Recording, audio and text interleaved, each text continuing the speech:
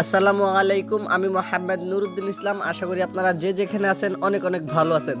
তো বন্ধুরা, আপনাদের মধ্যে যারা কিনা একদম লো বাজেট সেগমেন্টে ভিভোর একটি অসাধারণ গর্জিয়াস লুকিং এর ফোন কিনতে চাচ্ছেন, তারা এই ভিডিওটি স্কিপ না করে পুরো ভিডিওটি মনোযোগ সহকারে দেখতে পারেন।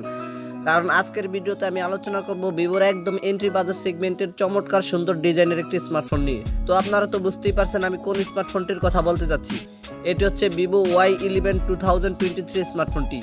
প্রথমত যদি ফোনটির হাইলাইটেড বিষয় নিয়ে কথা বলি, তাহলে এই ফোনটিতে ব্যবহার করা হয়েছে চমৎকার সুন্দর ডিজাইন, 5000 mAh একটি সুবিশাল মাপের ব্যাটারি, আরও থাকছে মিডিয়াটেক হেলিওর শক্তিশালী একটি চিপসেট। তো আজকের ভিডিওতে আপনাদেরকে জানাবো এই ফোনটির ফুল স্পেসিফিকেশন অ্যান্ড সেই সাথে জানাবো ফোনটির প্রাইস এবং এর লঞ্চিং ডেট নিয়ে। আর ভিডিওটি কন্টিনিউ করলে আপনারা আরও জানতে পারবেন বাজেট রেঞ্জে ফোনটিকে আমাদের জন্য ভ্যালু ফর মানি প্রোভাইড করছে, নাকি এই বাজেটে মার্কেটে আরও কোনো সেরা স্মার্টফোন বর্তমানে আছে। এই সকল প্রশ্নগুলোর উত্তর থাকবে আজকের এই ভিডিওতে। সুতরাং আমি আশা করব আপনারা ভিডিওটি স্কিপ না করে পুরো ভিডিওটি মনোযোগ সহকারে দেখবেন। তো চলুন কথা না বাড়িয়ে মূল ভিডিওতে যাওয়া যাক। ফার্স্ট অফ অল যদি ফোনটির ডিজাইন অ্যান্ড এর বিল্ড কোয়ালিটি নিয়ে কথা বলি, তাহলে ভিভো Y11 2023 এই স্মার্টফোনটির পেছনে ব্যবহার করা হয়েছে গ্লাস অ্যান্ড প্লাস্টিকের একটি সম্মিলিত ব্যাক প্যানেল। এই ফোনটির পেছনে গ্লাস অ্যান্ড প্লাস্টিকের সম্মিলিত ব্যাক প্যানেল ব্যবহার করায় ফোনটিকে যখন আপনারা কাভার ছাড়া ব্যবহার করবেন, তখন এই ফোনটির পেছনে ইজিলি স্ক্র্যাচ পড়ে যাবে। তাই আমি রিকমেন্ডেশন করব আপনারা প্রোটেকশনের জন্য এই ফোনটির পেছনে অবশ্যই একটি কাভার লাগিয়ে নেবেন। এবং এই ফোনটির থিকনেস করা হয়েছে 8.5 মিলিমিটার, আর ফোনটির ওয়েট করা হয়েছে 186 গ্রাম। এই ফোনটির রিয়ার প্যানেল আসলে আপনারা একটি ক্যামেরা বাম্পারের মধ্যে পেয়ে যাবেন সিঙ্গেল ক্যামেরা সেটআপ, এবং ফোনটির ফ্রন্ট পার্টে আসলে ফুল ভিউ ডিসপ্লের মাঝখানে থাকছে একটি you shape north camera setup. তবে ফোনটির রিয়ার প্যানেলের ডিসপ্লের নিচনের দিক দিয়ে তুলনামূলক বেজেলের পরিমাণ একটু বেশি রাখা হয়েছে। ফোনটির যদি নিচনের দিক থেকে বেজেলের পরিমাণ একটু ন্যারো হতো, তাহলে ফোনটির ডিজাইন কিন্তু দেখতে আরো গর্জিয়াস লুকিং হতো। এই ফোনটিকে আপনারা cosmic grey and Orchid blue এই দুইটি কালারই পেয়ে যাবেন। তো ফোনটির ডিজাইন নিয়ে বলতে গেলে পার্সোনালি এই ফোনটির ডিজাইন আমার কাছে অনেক ভালো লেগেছে। আপনাদের কাছে ফোনটির ডিজাইন কেমন লেগেছে কমেন্ট করে অবশ্যই জানাবেন।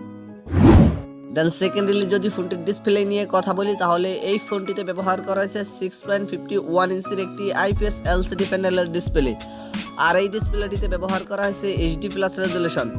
ফোনটিতে HD+ রেজুলেশন ব্যবহার করায় ফোনটির ডিসপ্লে দিয়ে যখন আপনারা কোনো কন্টেন্ট ওয়াচিং করবেন, তখন ফোনটির ডিসপ্লেটিকে একটি হিউজ পরিমাণে রেজুলেশন ঘাটতি ফেস করতে হবে। যদিও এটি একটি লো বাজেট সেগমেন্টের স্মার্টফোন, সেই হিসেবে আমাদের এই বিষয়টি একটি ছাড় দিতে হবে। আর পিপিআই হিসেবে এই ডিসপ্লেটিতে ব্যবহার করেছে 270 পিপিআই ডেনসিটি, এবং এই ডিসপ্লেটিতে ব্যবহার করেছে 20:9 অ্যাসপেক্ট রেশিও। ফোনটির ডিসপ্লে নিয়ে আমার আর কোনো কথা বলার নেই। আপনাদের যদি ফোনটির ডিসপ্লে নিয়ে কোনো কথা বলার অথবা জানার থাকে, তাহলে কমেন্ট বক্সে লিখতে পারেন। এবারে যদি ফোনটির ক্যামেরা সেকশন নিয়ে কথা বলি, তাহলে আমি কিন্তু ভিডিওর শুরুতেই বলে দিয়েছি এই ফোনটিতে ব্যবহার করেছে একটি সিঙ্গেল ক্যামেরা সেটআপ, যে লেন্সটি হচ্ছে 8 মেগাপিক্সেলের। তবে ভালো ব্যাপার হচ্ছে যে ফোনটির রিয়ার ক্যামেরা দিয়ে আপনারা সর্বোচ্চ ভিডিও শুট করতে পারছেন 1080p 30 fps রেজুলেশনে। আর ফোনটির 8 মেগাপিক্সেলের সেন্সরটির একটু নিচেই থাকছে LED ফ্ল্যাশ লাইটটি, এবং ফোনটির সেলফিতে আসলে পেয়ে যাচ্ছেন 5 মেগাপিক্সেলের আরও একটি সেন্সর।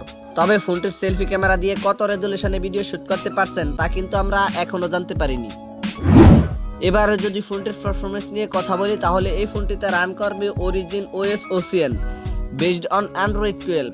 আর চিপসেট হিসেবে এই ফোনটিতে ব্যবহার করা হয়েছে মিডিয়াটেক হেলিও P35, যেটি 12 ন্যানোমিটার আর্কিটেকচারে বিল্ড করা একটি অক্টাকোর প্রসেসর।